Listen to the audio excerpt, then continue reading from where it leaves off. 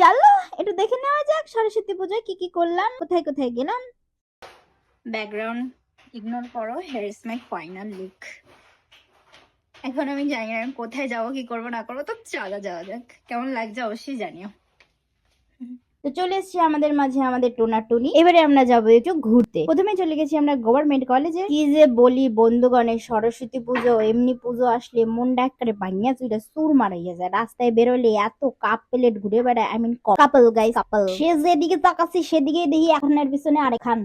আমার মতন মনে হয় কেউ সিঙ্গেল ঘুরে না এই বছর। এরা যদি না বেরোতো তাহলে আমি একা একা বেরোইতাম। এখন যতটা না খারাপ লাগছে তার দিয়ে 10 গুণ খারাপ লাগতো গাইস। আর বলবেন না গাইস, আমার কপালটা যে এত ভালো। এই যে সবুজ সবুজ তোমরা মোমো দেখতে পাচ্ছ, এই যে কি জঘন্য খাইতে, ওরে বাবা তার কইলাম না। মানে রীতিমতন এই সরস্বতী পূজা আসুক, কোনো অকেশন আসুক, কোনো রেস্টুরেন্টে গিয়ে খেতে আমার একটুও পছন্দ হয় না, বাট স্টিল অনেক খিদে পেয়েছিল। আমি ঘুম থেকে উঠেছিলাম 11টার সময়, উঠে রেডিমেডি হয়ে ঠয়ে বেরোতে বেরোতে একটা দেন আমি কিছুই খাইনি। এন্ড আনফরচুনেটলি আমি এইবারে সরস্বতী পুজোয় অঞ্জলিটা দিতে পারিনি। আর কোথায় যাব কি করব না করবো তাই একটু ঘুমটা ভালো করে দিয়েই উঠেছিলাম।